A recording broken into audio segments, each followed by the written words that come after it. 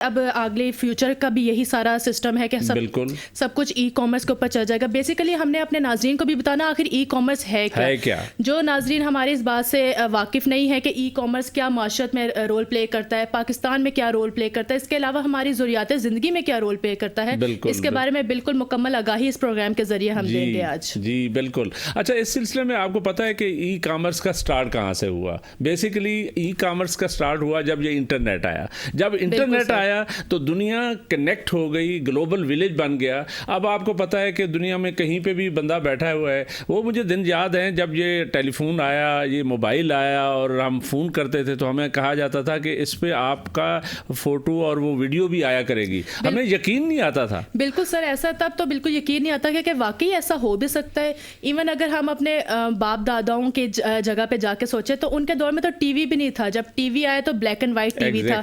لوگوں کو پتہ نہیں تھا رنگین ٹی وی ہے کیا آخر. بالکل صحیح. لیکن اب جب انٹرنیٹ کا دور آ گیا تو مزید دنیا چھوٹی سے چھوٹی تر ہو گئی ہے اور بہت کچھ آپ کو ایک بٹن کے اوپر, آپ کے ایک اشارے کے اوپر موجود ہے سب کچھ. آپ کو پتہ ہے اب اس وقت جو ہے نا وہ فیس بک نے سب نے وہ میٹا ورس شروع کر دیا ہوا ہے. میٹا ورس کا پتہ ہے وہ کیا ہے؟ جی فیس بک بھی میٹا پہ کنورٹ ہو گئی. جی سارا میٹا پہ کنورٹ ہو گیا. میٹا کا مطلب یہ ہے کہ آنے والے دنوں میں جو ہے یہ دنیا جو ہے وہ اپنے گھروں میں بیٹھ کے یہ سارا بزنس کر رہے ہوں گے. شاید اس طرح کے بڑے بڑے سٹورز نہیں ہوں گے جو آج جو ہے جو اتنے زیادہ خرچہ کر کے تو سٹورز کھولے جاتے ہیں. یہ سٹورز بس وہ ایک میٹا پہ آ رہے ہوں گے اور آپ کو ایسا لگے گا کہ آپ جو ہے نا اس سٹور کے اندر ہیں. آپ کوئی چیز خریدنا چاہتے ہیں تو آپ کو لگے گا کہ آپ سٹور کے اندر چیزیں سلیکٹ کر رہے ہیں, وہ آپ کو دکھا رہے ہیں اور اس کے بعد جو ہے وہ الٹیمیٹلی آپ خریداری اس سے کر رہے ہوں گے, آرڈر دے رہے ہوں گے. اور پیمنٹ کیسے ہو رہی ہے وہ اگین آپ کو پتہ ہے پیمنٹ بنیادی طور پہ کریڈٹ کارڈز آ گئے ہیں, پے پال سسٹم ہے, ماسٹر کارڈ ہیں, ساری چیزیں جو ہے نا پتہ نہیں دنیا کہاں سے کہاں چلی گئی ہے. بالکل ایسا ہی ہے سر. اگر پاکستان کو چھوڑ کے باہر کے ممالک کی بات کریں جیسا دبئی وغیرہ تو ادھر شاپنگ مالز میں آپ کو ڈریسنگ روم ملیں گے ہی نہیں. جیسا پاکستان میں تو ڈریس چینج کرنا پڑتا ہے, دبئی مالز میں آپ کو ڈریسنگ روم نہیں ملتے. آپ کو بس ایک ای کامرس کا ہی ذریعہ ہے نا, وہ آپ کو بس ایک اسکرین کے سامنے کھڑا کرتے ہیں اور آپ کے آگے سے شرٹس چینج ہو جاتی ہیں. بالکل ایسا ہی ہے. لیکن اس حوالے سے میں یہ کہوں گی کہ پاکستان ابھی ای کامرس میں ذرا پیچھے ہے. لیکن یہ کیوں ہے ایسا, ناظرین کو بھی بتانا چاہیے. بات کرتے ہیں لیکن اس سے پہلے آپ کو پتہ ہے کہ ای کامرس کے کتنے بڑے بڑے جو کمپنیز کام کر رہی ہیں دنیا میں.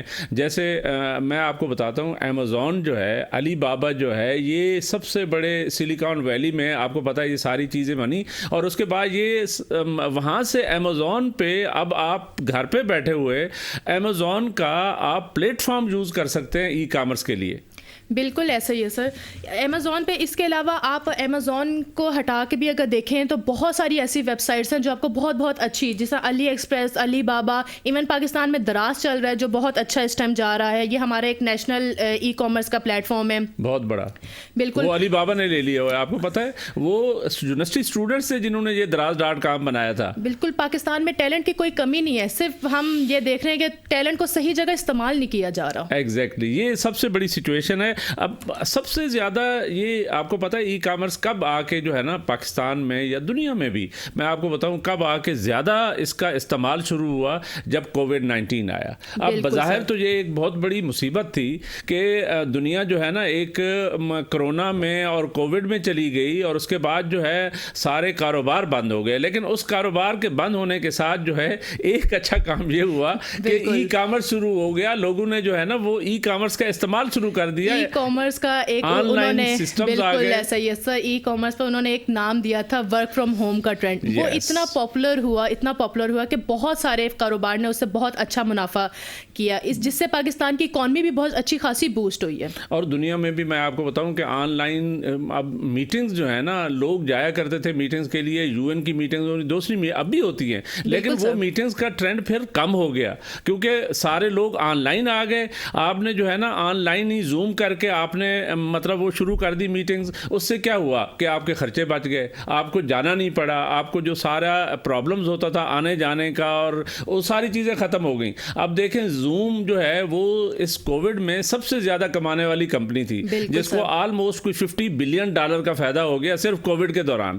تو اسی سے آپ اندازہ لگائیں کہ ای کامرس کس لیول پہ چلا گیا ہے. اب کووڈ-19 نے بہت سارے ایک طرح سے یعنی جہاں پہ یہ ایک مصیبت تھی قدرت کی طرف سے, لیکن وہاں پہ بہت سارے یعنی اپرچونیٹیز بھی کھل گئی. بالکل ایسا ہی ہے سر. جیسا آپ نے ابھی زوم کی بات کی, ایک بہت بہت بہترین پلیٹ فارم تھا اسٹوڈنٹس کے لیے, لیکن کچھ چیزیں ایسی تھی جو اسٹوڈنٹس نہیں پڑھنا چاہتے, انہوں نے تو بالکل ایسا کہا کہ یہ تو اچھا نہیں ہے, بالکل نہیں ہے. لیکن جنہوں نے پڑھ کے اچھے نمبر حاصل کیے, ہم اور آپ بھی رہے ہیں, آپ کو پتا ہے کوئی اسٹوڈنٹ پڑھنا نہیں چاہتا. ان کی تو عیاشی ہوگی ویسے اسٹوڈنٹس کی, وہ گھر پہ بیٹھ گئے اور وہ آن لائن کلاسز ہو رہی ہیں, وہ کوئی لے رہا ہے نہیں لے رہا ہے, تو وہ بڑی عجیب سی, اور اس سے ایجوکیشن بڑی افیکٹ ہوئی ہے. ویسے آپس کی بات ہے, جہاں پہ دیکھیں وہ آن لائن سسٹم جو ہے جس کے بہت سارے فائدے ہیں, وہاں پہ ہمارے ایجوکیشن کے نظام میں اس کا ایک نقصان بھی ہو گیا. بچوں کو بہت نقصان ہوا, کیونکہ بچے وہ والی چیزیں جو پڑھتے تھے, ٹیچر سامنے ہے اور وہ اس پہ بورڈ پہ لکھ رہا ہے اور سمجھا رہا ہے, وہ کویسچنز کر رہے ہیں, وہ اس طرح سے ٹرینڈ پھر رہا نہیں. گھر والوں نے بھی ذرا ایزی لے لیا, بچوں کی تو انہوں نے کہا چھٹیاں ہی چھٹیاں ہیں. تو اس طریقے سے